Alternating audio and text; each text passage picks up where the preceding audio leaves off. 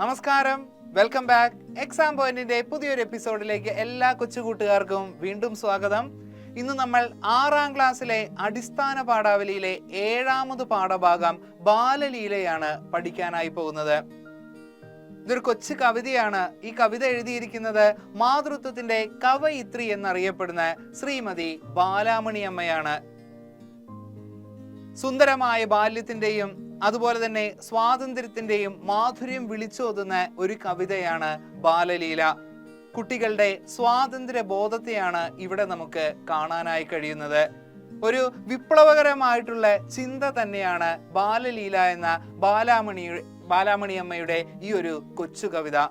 Exam പോയിന്റിന്റെ ഗൈഡിന്റെ ഹെൽപ്പോട് കൂടിയാണ് നമ്മൾ ഈ ഒരു പാഠഭാഗം എടുക്കുന്നത്. നിങ്ങൾക്ക് വേണ്ട വിശദ വിവരങ്ങളെല്ലാം തന്നെ അതിൽ ലഭ്യമാണ്. അപ്പൊ നമുക്ക് കവിതയിലേക്ക് കടന്നാലോ? കവിതയുടെ പേര് ഒരിക്കൽ കൂടി പറയുന്നു, ബാലലീല. കവിതയിൽ മാതൃത്വം എന്ന വികാരത്തിന് അത്യുന്നത സ്ഥാനം നൽകിയ ഒരു എഴുത്തുകാരിയാണ് നാലപ്പാട്ട് ബാലാമണിയമ്മ.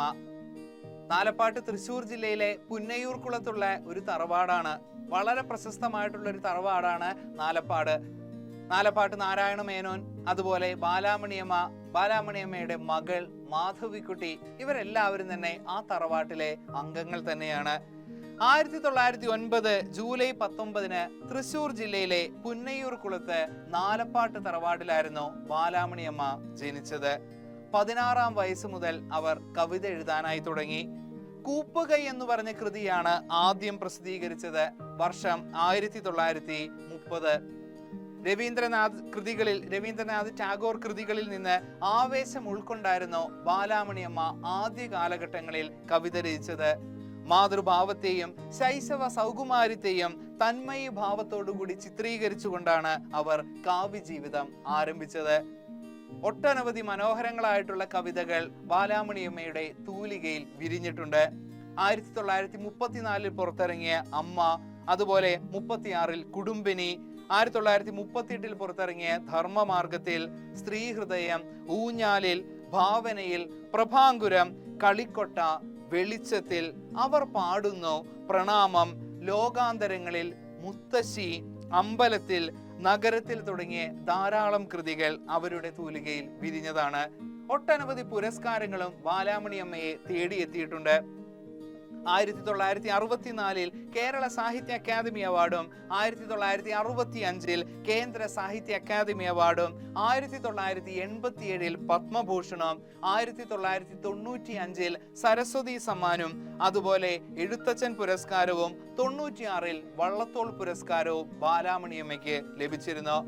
ഭർത്താവ് VM നായർ, പ്രശസ്തിയായിട്ടുള്ള, നമ്മൾ പറഞ്ഞു സൂചിപ്പിച്ചതാണ്, പ്രശസ്തിയായിട്ടുള്ള കഥാകാരി മാധവിക്കുട്ടി അല്ലെങ്കിൽ കമലാ സുരയ്യ ശ്രീമതി ബാലാമണിയമ്മയുടെ പുത്രിയായിരുന്നു. എല്ലാവരും പാഠപുസ്തകം എടുക്കുക, ശ്രദ്ധിച്ചിരിക്കുക.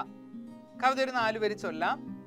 നിങ്ങൾക്ക് നിങ്ങളുടേതായ രീതിയിൽ ചൊല്ലാം. എന്നിരുന്നാൽ തന്നെയും വെറുതെ ഒന്ന് 4 വരി ചൊല്ലിയതിനു ശേഷം നമുക്ക് ആശയത്തിലേക്ക് കടക്കാം. ബാലലീല, ബാലാമണിയമ്മ. പമ്പരം പാവയും പോരാതായി തെല്ലുമിങ് അമ്പര പേകാതെ ഓലപ്പാമ്പും അമ്മതൻ പൂഞ്ചേല തുമ്പിനി കൈവിട്ടു നമ്മൾക്കെൻ തോഴരെ പോയി കളിക്കാം. ചീറുന്നു കാറ്റടിഞ്ഞേറുന്നു കാറുകൾ, ചാറുന്നു പെയ്യുന്നു കാലവർഷം. ഇമ്മഴ വെള്ളത്തിൽ പുൽകളാൽ നിർമ്മിച്ച നമ്മൾ തൻ വഞ്ചികൾ ചാഞ്ചാടട്ടെ. പമ്പരം പാവയും പോരാതായി തെല്ലുമിങ് അമ്പര പേകാതായോലപ്പാമ്പും. ആശയത്തിലേക്ക് നമുക്ക് കിടക്കാം. പമ്പരം പാവയും പോരാതായി തെല്ലുമിങ് അമ്പര പേകാതെ ഓലപ്പാമ്പും. ശൈശവം കടന്ന് ബാല്യത്തിലേക്ക് വഴിമാറുന്ന കുട്ടികളെയാണ് ഈ ഒരു ബാലലീല എന്ന കവിതയിലൂടെ ബാലാമണിയമ്മ അവതരിപ്പിക്കുന്നത്. കുട്ടികളുടെ വ്യക്തമായിട്ടുള്ള സ്വാതന്ത്ര്യബോധം നമുക്ക് ഈ ഒരു കവിതയിൽ ദർശിക്കാം. ശൈശവം എന്ന് പറഞ്ഞാൽ വളരെ കുട്ടിക്കാലം. കുട്ടിക്കാലത്തില് കുട്ടികൾ ഇഷ്ടപ്പെട്ടിരുന്ന പമ്പരവും അതുപോലെ തന്നെ പാവയും പോരാതായി എന്നും ഓലപ്പാമ്പിനെ കണ്ട് ഇപ്പോൾ അമ്പരപ്പുണ്ടാകുന്നില്ല എന്നുമാണ് കുട്ടികൾ പറയുന്നത്. പമ്പരം പാവയും പോരാതായി തെല്ലുമിങ്ങ് അമ്പരപ്പേകാതായി ഓലപ്പാമ്പും. അതായത് ഒരു 2-3 വയസ്സൊക്കെ ഉള്ള സമയത്ത് കുട്ടികൾക്ക് ഈ പമ്പരം അതുപോലെ പാവ ഇതൊക്കെ ഭയങ്കര സന്തോഷമുള്ള ഒരു കാര്യമാണ്. അത് വലിയ രീതിയിൽ അവരെ സന്തോഷിപ്പിക്കുകയും അതുപോലെ വലിയ കൗതുകം കാണിക്കുമായിരുന്നു. അതുപോലെ ഓലപ്പാമ്പ് കാണിച്ചാൽ തന്നെ വല്ലാതെ പേടിക്കുമായിരുന്നു കുട്ടികൾ. ഇന്ന് അവർ മാറിക്കഴിഞ്ഞിരിക്കുന്നു, അല്പം കൂടി അവർ വളർന്നിരിക്കുന്നു. ഇതൊന്നും അവർക്ക് കൗതുകമില്ലാത്ത ഒരു കാര്യങ്ങളായി മാറി. ഓലപ്പാമ്പിനെ കാണിച്ചു കഴിഞ്ഞാൽ അവർ ഭയപ്പെടാതെയായി എന്നുള്ളൊരർത്ഥം. അമ്മതൻ പൂഞ്ചേല തുമ്പിനി കൈവിട്ടു നമ്മൾക്കെൻ തോഴരെ പോയി കളിക്കാം. എന്താണ് പറയുന്നത്? അമ്മതൻ പൂഞ്ചേല തുമ്പിനി കൈവിട്ട് നമ്മൾക്കെൻ തോഴരെ പോയി കളിക്കാം. എപ്പോഴും അമ്മയുടെ സാരിത്തുമ്പിലായിരിക്കാം കുഞ്ഞുങ്ങൾ നടക്കുന്നത്. എപ്പോഴും വീടിന്റെ അകത്തളങ്ങളിൽ അമ്മയോടൊപ്പമാണ് കുട്ടികള് ചിലവഴിക്കുന്നത്. പക്ഷേ ഇന്നൊരല്പം കൂടി മുതിർന്നു കഴിഞ്ഞപ്പോൾ കുട്ടികളുടെ ഉള്ളിൽ സ്വാതന്ത്ര്യബോധം വന്നിരിക്കുന്നു. ശൈശവത്തിൽ അമ്മയുടെ പൂഞ്ചാലത്തുമ്പിൽ ഒളിക്കുന്ന കുഞ്ഞ് ബാല്യത്തിലേക്ക് എത്തുന്ന സമയത്ത് മഴ പെയ്യുന്ന മുറ്റത്തിറങ്ങി കളിക്കാനാണ് ആഗ്രഹിക്കുന്നത്. അതാണ് പറയുന്നത്, അമ്മതൻ പൂഞ്ചോല തുമ്പിനി കൈവിട്ട് നമ്മൾക്കെൻ തോഴരെ പോയി കളിക്കാം. നമുക്ക് പുറത്തു പോയി കളിക്കാമെന്നാണ് കുട്ടികൾ പറയുന്നത്. ചീറുന്നു കാറ്റടിഞ്ഞേറുന്നു കാറുകൾ, ചാറുന്നു പെയ്യുന്നു കാലവർഷം. എന്താണ്? ആ കുഞ്ഞ് ബാല്യത്തിലേക്ക് എത്തുന്ന സമയത്ത് മഴയുള്ള സമയത്ത് മുറ്റത്തിറങ്ങി കളിക്കാനും അതുപോലെ മരം കയറാനും എല്ലാമാണ് ആഗ്രഹിക്കുന്നത്. നല്ല കാലവർഷം വരെ ചീറുന്നു കാറ്റടിഞ്ഞേറുന്നു കാറുകൾ. കാർമേഘം ഇങ്ങനെ മൂടി നിൽക്കുകയാണ്, വല്ലാത്ത കാറ്റ് വരികയാണ്. ആ സമയത്ത് വളരെ ചെറുപ്പത്തിലായിരുന്നെങ്കിൽ എപ്പോഴും അമ്മയുടെ സാരിത്തലപ്പിലായിരിക്കാം ആ കുട്ടി നിൽക്കുന്നത്. ഇപ്പൊ അവൻ അതൊന്നും പേടിക്കുന്നില്ല. ആ സമയത്തും കൂട്ടുകാരോട് പറയുന്നത് എന്താണ്? നല്ല കാലവർഷമാണ്, ചാറി ഇങ്ങനെ തകർത്തു പെയ്യുകയാണ്, ആ സമയത്ത് മഴ നനയാം, മഴയത്ത് കളിക്കാമെന്നാണ് കുട്ടികൾ പറയുന്നത്. ഇമ്മഴ വെള്ളത്തിങ്കൽ പുൽകളാൽ നിർമ്മിച്ച് നമ്മൾ തൻ വഞ്ചികൾ ചാഞ്ചാടട്ടെ. അപ്പോ കുട്ടികൾ എല്ലാവരും തന്നെ കൂട്ടുകാരെ ഇങ്ങനെ വിളിച്ചുകൊണ്ടിരിക്കുകയാണ്. മുതിർന്നവരുടെ ആ വിലക്കുകളെല്ലാം തന്നെ മറികടന്ന് സ്വാതന്ത്ര്യത്തിലേക്ക് കുതിക്കുകയാണ്. ചെറിയ മഴ പെയ്യുന്ന സമയത്ത്, ചാറ്റൽ മഴ പെയ്യുന്ന സമയത്ത് പോലും പുറത്തേക്ക് ഇറങ്ങരുത്, കളിക്കരുത്, വീട്ടിൽ തന്നെ ഇരിക്കണമെന്നൊക്കെയാണ് അമ്മമാർ അല്ലെങ്കിൽ രക്ഷിതാക്കൾ ആദ്യം പറഞ്ഞുകൊണ്ടിരുന്നത്. പക്ഷേ ആ വിലക്കുകളെല്ലാം തന്നെ അവർ പൊട്ടിച്ചെറിയുന്നു. അവർ പുതിയൊരു ലോകത്തിലേക്ക് കടന്നു ചെല്ലുന്നു. അതിൻ്റെ ഒരു പ്രതീകമാണ് മഴ പെയ്യുന്ന സമയത്തും കൂട്ടുകാരെ കളിക്കാനായിട്ട് വിളിക്കുന്നു എന്ന് പറയുന്നത്. അതുപോലെ ഈ വരികളിൽ പറയുന്നത്, മഴ വെള്ളത്തിങ്കൽ പുലുകളാൽ നിർമ്മിച്ച നമ്മൾ തൻ വഞ്ചികൾ ചാഞ്ചാടട്ടെ. നല്ല കാലവർഷം തിമിർത്തു പെയ്യാണ്. ആ ഒരു മഴവെള്ള പാച്ചിലിൽ പുല്ലുകൾ കൊണ്ട് നിർമ്മിച്ച കളിവഞ്ചികൾ ചാഞ്ചാടി ഒഴുകട്ടെ എന്നാണ് കുട്ടികൾ പറയുന്നത്. മഴയത്ത് പുറത്തിറങ്ങരുതെന്നാണ് എപ്പോഴും പറയുന്നത്. പക്ഷേ ആ മഴയത്ത് അവർ പുറത്തിറങ്ങുന്നു. അതുമാത്രമല്ല, ആ കാലവർഷത്തിന്റെ മലവെള്ളപ്പാച്ചിലിൽ പുല്ലുകൾ കൊണ്ട് അവർ എന്തുണ്ടാക്കിയിരിക്കുന്നു? കളിവഞ്ചികൾ ഉണ്ടാക്കിയിരിക്കുന്നു. അത് ചാഞ്ചാടി ഒഴുകട്ടെ എന്നാണ് കുട്ടികൾ പറയുന്നത്. ഒപ്പം ഈ നീർക്കുത്തിൽ ഓടിയും വീണും പേർത്തൊച്ചയിട്ടാവൂ നാം വീണ്ടും വീണ്ടും. അതുപോലെ ഈ കളിവഞ്ചികളോടൊപ്പം തന്നെ മഴവെള്ളപ്പാച്ചിൽ നമുക്ക് ഓടിയും ചാടിയും വീണും കളിക്കാമെന്നും അതുപോലെ അവർ ഒച്ച എടുത്തുകൊണ്ട് ശരിക്കും ആർത്തുല്ലസിക്കുകയാണ്. കാരണം ഒരു സ്വാതന്ത്ര്യത്തിന്റെ ഒരു കാഹളമാണ് അവിടെ കാണുന്നത്. പേടിച്ച് വീട്ടിൽ കുത്തിയിരിക്കാനായിട്ട് കുട്ടികൾക്ക് കഴിയുന്നില്ല. അവർക്ക് പുറത്തിറങ്ങി ആ മഴയെ നല്ല രീതിയിൽ സ്വാഗതം ചെയ്യാനും ആ മഴവെള്ളപ്പാച്ചിലിൽ ഈ ഒരു പുല്ലുകൾ കൊണ്ട് നിർമ്മിച്ച കളിവഞ്ചിയോടൊപ്പം ഓടിത്തുള്ളി രസിച്ച് നല്ല രീതിയിൽ ഒച്ചപ്പാടെടുക്കാനുമാണ് ആഗ്രഹമുള്ളത്. ശക്തമായിട്ടുള്ള ഈ ഒരു കൊടുങ്കാറ്റിന്റെ ഒച്ചയോടൊപ്പം തന്നെ കുട്ടികളുടെ ആഹ്ലാദ രവങ്ങളും കൂടി ചേരുമ്പോൾ അതൊന്നുകൂടി ശക്തിയായിട്ട് മാറുന്നു. അതാണ് ഈ വരികളിൽ പറയുന്നത്. ഒപ്പം ഈ നീർക്കുത്തിൽ ഓടിയും വീണും പേർത്ത് ഒച്ചയിട്ടാവൂ നാം വീണ്ടും വീണ്ടും. ഈ കൊടുങ്കാറ്റൊലി നമ്മൾ തന്നാർ പാലാൻ ഉൾക്കടമാവുന്നത് ആരറിയും. അതായത് നല്ല രീതിയിൽ മഴ ഇങ്ങനെ തിമിർത്ത് പെയ്യാണ്, നല്ല കാറ്റുണ്ട്, ഇടിവെട്ടുണ്ട്. ആ സമയത്ത് കുട്ടികളുടെ ഒച്ചയും കൂടി ആവുന്ന സമയത്ത് ആ ഒരു മഴയ്ക്കും കാറ്റിനും എല്ലാം തന്നെ ഒന്നുകൂടി ശക്തി വരുന്നതായിട്ട് തോന്നുകയാണ്. ഓതുന്നു വൃദ്ധന്മാർ ചേറ്റിൽ കളിക്കാവിൻ പൈതങ്ങൾ, അർത്ഥമില്ല ആ മൊഴിയിൽ ഓതുന്നു. ഓതുന്നു എന്നാൽ പറയുന്നു എന്നർത്ഥം. വൃദ്ധന്മാർ, മുതിർന്നവർ പറയുകയാണ്, ചേറ്റിൽ കളിക്കാവിൻ പൈതങ്ങൾ, അർത്ഥമില്ല ആ മൊഴികളിൽ. ചേറ്റെന്ന് പറഞ്ഞാൽ ചെളിയിലാണ്, ചെളികളിൽ കളിക്കരുത് എന്ന് ആര് പറയുന്നു?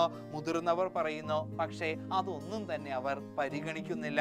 അതായത് വൃദ്ധര് പറയാണ്, എന്ത് മഴയാണ്, ചെളിയാണ്, ഇവിടെ എന്തിനാ ഇങ്ങനെ കളിച്ചു തുള്ളി നടക്കണേ, വീട്ടിൽ പോയി ഇരിക്കുന്നൊക്കെ പറയുന്നു. പറയുന്നു. പക്ഷേ കുട്ടികൾ അതൊന്നും തന്നെ വകവയ്ക്കുന്നില്ല, അവഗണിച്ച് കളയുകയാണ് ചെയ്യുന്നത്. ഇച്ഛയാ നമ്മൾക്ക് കൂത്താടാനല്ലെങ്കിൽ ഇച്ചെളി ഉണ്ടായത് എന്തിനാവോ? എന്താണ് പറയുന്നത്? മുതിർന്നവരുടെ വാക്കുകളൊക്കെ ഒന്നും തന്നെ അർത്ഥമില്ലാത്ത രീതിയിൽ സ്വാതന്ത്ര്യത്തിന്റെ വിലക്കുകൾ അല്ലെങ്കിൽ എല്ലാം തന്നെ ലംഘിച്ചുകൊണ്ട് ഒരു സ്വാതന്ത്ര്യത്തിന്റെ പുതിയൊരു നാളിലേക്കാണ് കുട്ടികൾ നയിക്കപ്പെടുന്നത്. ആ സമയത്ത് വൃദ്ധർ പറയുന്നതിന് യാതൊരു വിലയുമില്ല, അത് വില വെക്കേണ്ട കാര്യമില്ലെന്നാണ് കുട്ടികൾ പറയുന്നത്. തങ്ങൾക്ക് ഇഷ്ടത്തിനനുസരിച്ച് കളിക്കാനല്ലെങ്കിൽ പിന്നെ എന്തിനാണ് ഈ ചേറുണ്ടാക്കിയത് എന്നാണ് കുട്ടികൾ ചോദിക്കുന്നത്. ചേർന്ന് പറഞ്ഞാൽ ചെളിയാണ്. ഈശ്വരൻ എന്തിനു വേണ്ടിയാണ് ഈ മഴയും ചെളിയും എല്ലാം സൃഷ്ടിച്ചിരിക്കുന്നത്? ഞങ്ങൾക്ക് കളിക്കാനല്ലെങ്കിൽ. അതുകൊണ്ട് പിന്നെ എന്ത് പ്രയോജനം എന്നാണ് കുട്ടികൾ തിരിച്ചു ചോദിക്കുന്നത്. അതിൽ തന്നെ അവരുടെ സ്വാതന്ത്ര്യബോധം നമുക്ക് വെളിവാക്കാനായിട്ട് കഴിയും. ഇച്ഛയാ നമ്മൾക്ക് കൂത്താടാനല്ലെങ്കിൽ ഈ ചെളി ഉണ്ടായത് എന്തിനാവോ? ഇച്ഛ എന്ന് പറഞ്ഞ ആഗ്രഹം, ഇഷ്ടത്തിനനുസരിച്ച് ഈ ചെളിയിൽ ഇങ്ങനെ കൂത്താടാനായിട്ട് അനുവദിച്ചില്ലെങ്കിൽ പിന്നെ എന്തിനാണ് ഈശ്വരൻ ഇതെല്ലാം തന്നെ സൃഷ്ടിച്ചിരിക്കുന്നത് എന്നാണ് കുട്ടികളുടെ ചോദ്യം. ഈ മഴയും കാറ്റും ചെളിയും എല്ലാം തന്നെ തങ്ങൾക്ക് ആസ്വദിക്കാനുള്ളതാണ്, അതിലാരും വിലക്കേണ്ട ആവശ്യമില്ല എന്നാണ് കുട്ടികൾ പറയുന്നത്. നാം അലർച്ചാർത്ത് അന്യോന്യം അർപ്പിച്ചു മാമരമേറുന്നു കൂസലന്യെ. അലർ എന്ന് പറഞ്ഞാൽ പൂക്കളെല്ലാം തന്നെ കുട്ടികളെ പരസ്പരം ഇറുത്തെടുത്ത് പരസ്പരം അത് അണിയുകയാണ്. അതോടൊപ്പം തന്നെ മരത്തിലും അവർ കയറി പറ്റുന്നു. പ്രകൃതിയെ അറിയാനുള്ള കുട്ടികളുടെ സ്വാതന്ത്ര്യ ബോധത്തെയാണ് അവിടെ ചൂണ്ടിക്കാണിക്കുന്നത്. പ്രകൃതിയെ തൊട്ടറിയണം എന്നുള്ള ഒരു ലക്ഷ്യം, ആ ഒരു ചിന്താഗതിയാണ് ഈ വരികളിൽ വെളിവാകുന്നത്. അതുകൊണ്ട് തന്നെയാണ് പൂക്കൾ പറിക്കുക, അത് മാലയാക്കി അണിയുക, അതുപോലെ തന്നെ വലിയ മരങ്ങളിൽ കയറുക, മാമ്പഴം പറിക്കുക, ഇതെല്ലാം തന്നെ കുട്ടികളുടെ ആ ഒരു പ്രകൃതിയോടുള്ള അടുപ്പത്തെ സൂചിപ്പിക്കുന്നു. മാമ്പഴം എന്നോണം പൂത്തിലഞ്ഞിക്കായും മാധുര്യമുള്ളെന്നേ നാം പറിച്ചാൽ. ചവർപ്പും പുളിയും നിറഞ്ഞ് ഇലഞ്ഞിക്കായ കൂട്ടുകാരുമായിട്ട് ചേർന്ന് പറിച്ചു തിന്നുമ്പോൾ അവർക്കത് മാധുര്യമുള്ള ഒരു മാമ്പഴമായി തീരുന്നു. ഇതൊരു സ്വാതന്ത്ര്യത്തിന്റെ മാധുര്യം കൂടിയാണ്. ഇലഞ്ഞിക്കായ എന്ന് പറഞ്ഞാൽ അല്പം പുളിയും ചവർപ്പും എല്ലാം ഉള്ളതാണ്, പക്ഷെ അവരെ സംബന്ധിച്ച് നല്ല പഴുത്ത മാമ്പഴമാണ്. കാരണം അവരത് കയറി തന്നെ പറിച്ചെടുത്തതാണ്. അധ്വാനത്തിന്റെ മഹത്വം, പ്രകൃതിയെ തൊട്ടറിയാനുള്ള ഒരു ആഗ്രഹം, ഇതെല്ലാം തന്നെ അവിടെ വെളിവാകുന്നുണ്ട്. അതുമാത്രമല്ല, കുട്ടികൾക്ക് എല്ലാ രീതിയിലുള്ള വിശാലമായിട്ടുള്ള സ്വാതന്ത്ര്യമാണ് അവിടെ ലഭിക്കുന്നത്. അതുകൊണ്ട് തന്നെ ഇവിടെ മാമ്പഴം എന്ന് പറഞ്ഞാൽ സ്വാതന്ത്ര്യത്തിന്റെ മാധുര്യത്തെയാണ് കാണിക്കുന്നത്. ബാലലീല എന്ന് പറഞ്ഞ ആ ഒരു ശീർഷകത്തിലൂടെ തന്നെ കളിക്കാനുള്ള കുട്ടികളുടെ അവകാശത്തെക്കുറിച്ച് കൂടി ബാലാമണിയമ്മ സൂചന നൽകുന്നുണ്ട്. കുട്ടികൾക്ക് മുതിർന്നവരുടെ ശിക്ഷണം ആവശ്യമാണ്. എല്ലാ രീതിയിലുള്ള നിയമങ്ങളും നിയമാവലികളും എല്ലാം തന്നെ കുട്ടികളിൽ പ്രയോഗിക്കാം. പക്ഷേ അതിനും ഒരു പരിധി വേണം. അവർക്ക് അവരുടേതായ ഒരു സ്വാതന്ത്ര്യമുണ്ട്. എപ്പോഴും പഠിക്കുക എന്നുള്ളത് മാത്രമല്ല, മറ്റൊരുപാട് കാര്യങ്ങൾ കൂടി അവർക്ക് ആസ്വദിക്കേണ്ടതുണ്ട്. പ്രകൃതി അറിഞ്ഞിരിക്കുക, അതുപോലെ തന്നെ നല്ല കളിക്കുക, അതുപോലെ സ്വാതന്ത്ര്യബോധത്തോടു കൂടി ഒന്ന് പെരുമാറുക. എങ്കിൽ മാത്രമാണ് അവർക്ക് നല്ല രീതിയിലുള്ള ഒരു വളർച്ച ഉണ്ടാവുകയുള്ളൂ. അല്ലാതെ കടുത്ത ശിക്ഷണ നടപടികളിൽ എല്ലാം ഒരു അടുക്കും ചിട്ടയോടുകൂടി മാത്രം ജീവിച്ചു കഴിഞ്ഞാൽ ഒരു വളർച്ച ഉണ്ടാകില്ല എന്നുള്ളൊരു സൂചന കൂടിയാണ് ഇവിടെ പങ്കുവയ്ക്കുന്നത്. ലോകത്തിലുള്ള സത്യവും നീതിയും നന്മയും ശരിയും തെറ്റും കറുപ്പും വെളുപ്പും എല്ലാം തന്നെ തിരിച്ചറിഞ്ഞു വേണം കുട്ടികൾ ജീവിക്കാൻ. അവർക്ക് അവരുടേതായ ഒരു സ്വാതന്ത്ര്യം കൊടുക്കണം. അല്ലാത്ത പക്ഷം അവരുടെ ജീവിതം അല്ലെങ്കിൽ ഭാവി തലമുറയാണ് നശിക്കപ്പെട്ടു പോകും എന്നുള്ളൊരു സൂചന കൂടി ഇവിടെ ബാലാമണിയമ്മ പകർന്നു നൽകുന്നുണ്ട്. അതുപോലെ കളിക്കുക എന്നുള്ളത് കുട്ടികളുടെ ഒരു അവകാശമാണ്. പലപ്പോഴും പല സ്കൂളുകളിലും പല അധ്യാപകരും അതുപോലെ തന്നെ പല രക്ഷിതാക്കളും എല്ലാവരും തന്നെ മര്യാദയ്ക്ക് കളിക്കാൻ പോലും കുട്ടികളെ വിടാറില്ല. പലയുള്ള വികസിത രാജ്യങ്ങൾ, ഇപ്പൊ ഫിൻലൻഡ് പോലെയുള്ള വലിയ വലിയ രാജ്യങ്ങളിലെല്ലാം തന്നെ ആദ്യത്തെ 1 മണിക്കൂർ തന്നെ PT പീരീഡാണ്. കളിക്കാനായിട്ട് നല്ല വിയർത്തൊലിച്ച് ഒരു സന്തോഷത്തോടു കൂടിയായിരിക്കും കുട്ടികൾ ക്ലാസ്സിലിരിക്കുന്നത്. അത് വലിയ രീതിയിലുള്ള ഒരു പ്രൊഡക്ടിവിറ്റി ഉണ്ടാക്കുമെന്നാണ് അവരുടെ കണ്ടെത്തൽ. പക്ഷെ നമ്മുടെ ഇവിടെ പലപ്പോഴും ഫ്രീ പീരീഡ് പോലും നിങ്ങൾക്ക് ക്ലാസ് കിട്ടാറില്ല. പലപ്പോഴും സ്പോർട്സിനൊന്നും വലിയ പ്രാധാന്യവും കൊടുക്കുന്നില്ല. അത് തന്നെ വലിയൊരു പരാജയമാണ് എന്നുള്ളത് കൂടി ജസ്റ്റ് ഒന്ന് പറയുകയാണ്. പക്ഷെ എല്ലാ സ്കൂളുകളുമല്ല, ചില സ്കൂളുകൾ, ചില അധികാരികളാണ് അത്തരത്തിലുള്ള പ്രവൃത്തികളിൽ ഏർപ്പെടുന്നത്. അപ്പൊ അതിനെയൊക്കെ ചോദ്യം ചെയ്യുന്ന ഒരു മനോഹരമായിട്ടുള്ള ഒരു കവിതയാണ് ബാലലീല. ലീല എന്ന് പറഞ്ഞാൽ കളി. കുട്ടികൾ കളിക്കണം, പഠിക്കണം, ആസ്വദിക്കണം, സന്തോഷിക്കണം, സ്വാതന്ത്ര്യ ബോധത്തോടുകൂടി പാറി പറക്കണം എന്നെല്ലാമാണ് ഈ ഒരു കവിത മുന്നോട്ട് വയ്ക്കുന്നത്. നല്ലൊരു കവിതയാണല്ലേ, രസമുള്ള ഒരു കവിത, ചെറിയൊരു കവിതയാണ്, മഹത്തരമായിട്ടുള്ള ഒരു ആശയം. ഒരേ സമയം അധ്യാപകർക്കും വിദ്യാർത്ഥികൾക്കും രക്ഷിതാക്കൾക്കും പലതും മനസ്സിലാക്കി കൊടുക്കുന്ന ഒരു കവിതയാണ് ബാലലീല. നമുക്കിനി ചോദ്യങ്ങളിലേക്ക് കടന്നാലോ? അമ്മയുടെ സമീപത്തു നിന്ന് ദൂരെ പോയി കളിക്കണമെന്ന് കുട്ടി ആഗ്രഹിക്കുന്നത് എപ്പോഴാണ്? ആദ്യമേ തന്നെ പറയുന്നുണ്ട്, ഒരു സ്വാതന്ത്ര്യ ബോധത്തോടു കൂടി ചെറുപ്പത്തിൽ എപ്പോഴും അമ്മയുടെ സാരി തലപ്പിലായിരിക്കാം. പിന്നീട് കുട്ടികളെ സ്വതന്ത്രമായിട്ട് കളിക്കണമെന്ന് ആഗ്രഹിക്കുന്നുണ്ട്. ശൈശവത്തിലെ കുട്ടികൾ ഇഷ്ടപ്പെട്ടിരുന്ന പമ്പരവും അതുപോലെ പാവയും പോരാതെ എന്നും ഓലപ്പാമ്പിനെ കണ്ട് വല്ലപ്പോഴും ഒരു അമ്പരപ്പൊക്കെ അവർക്കുണ്ടായിരുന്നു. പക്ഷെ അത്തരത്തിലുള്ള അമ്പരപ്പൊന്നും തന്നെ ഇപ്പോൾ കുട്ടിക്കില്ല. ശൈശവത്തിൽ അമ്മയുടെ പൂഞ്ചേല തുമ്പിൽ ഒളിക്കുന്ന കുഞ്ഞ് ബാല്യത്തിലേക്ക് എത്തുന്ന സമയത്ത് സ്വതന്ത്രമായി കൂട്ടുകാരോടൊപ്പം കളിച്ചു തിമിർക്കാനായിട്ട് ആഗ്രഹിക്കുന്നു. ശൈശവത്തിൽ നിന്ന് ബാല്യത്തിലേക്ക് വഴിമാറുന്ന കുട്ടിയെ നമുക്കിവിടെ കാണാനായി കഴിയും. കുട്ടികൾ വളരുമ്പോൾ അവരുടെ ഉള്ളിൽ സ്വാതന്ത്ര്യബോധം ഉടലെടുക്കുന്നത് നമുക്കിവിടെ കാണാനായിട്ട് കഴിയും. രണ്ടാമത്തെ ചോദ്യം, ഇലഞ്ഞിക്കായ്ക്ക് മാമ്പഴത്തിന്റെ മാധുര്യം അനുഭവപ്പെടുന്നതിന്റെ കാരണം എന്തായിരിക്കും? കവിതയുടെ അവസാന ഭാഗത്ത് പറയുന്ന കാര്യമാണ് അല്ലേ? മുതിർന്നവരുടെ അർത്ഥമില്ലാത്ത വിലക്കുകൾ ലംഘിച്ചുകൊണ്ട് കുട്ടികൾ സ്വാതന്ത്ര്യ ബോധത്തോടുകൂടി വളരുകയാണ്. അവർ പൂക്കൾ ഇറുത്തെടുത്തും അതുപോലെ അതെല്ലാം തന്നെ പരസ്പരം അണിഞ്ഞും മരത്തിൽ കയറിയും ബാല്യം നല്ല രീതിയിൽ ആസ്വദിക്കുന്നു. ചവർപ്പും പുളിയും നിറഞ്ഞ് ഇലഞ്ഞിക്കായ എല്ലാ കൂട്ടുകാരുമായി ചേർന്ന് പറിച്ചു തിന്നുമ്പോൾ അതിനവർക്ക് മാമ്പഴത്തിന്റെ മാധുര്യമാണ് ലഭിക്കുന്നത്. അത് സുന്ദരമായിട്ടുള്ള ബാല്യത്തിന്റെയും സ്വാതന്ത്ര്യത്തിന്റെയും ഒരു മാധുര്യം തന്നെയാണ്. കുട്ടിക്കാലം എന്ന് പറഞ്ഞ എല്ലാ രീതിയിലും ഒരു സന്തോഷത്തിന്റെ ഒരു കാലഘട്ടമാണ്. വലിയ ടെൻഷനുകളൊന്നും ഇല്ലാതെ പഠിക്കുക എന്നുള്ള ഒരു ലക്ഷ്യം മാത്രമായിരിക്കും ആ സമയത്തുള്ളത്. പക്ഷെ അതോടൊപ്പം തന്നെ നമ്മൾ ജീവിതം എൻജോയ് ചെയ്യണം, സന്തോഷിക്കണം, കളിക്കണം, ചിരിക്കണം, അതുപോലെ മരത്തിൽ കയറണം, പ്രകൃതിയെ തൊട്ടറിയണം എന്നെല്ലാം തന്നെ ഈ കവിത ഓർമ്മിപ്പിക്കുകയാണ്. പലപ്പോഴും രക്ഷിതാക്കൾക്കുള്ള ഒരു പാഠം കൂടിയാണ്. ഇന്ന് പലപ്പോഴും കുട്ടികള് വീട്ടിൽ ഒരു ജയിലിൽ എന്ന പോലെ അടച്ചിടപ്പെടുന്ന ഒരു കാലഘട്ടമാണ്.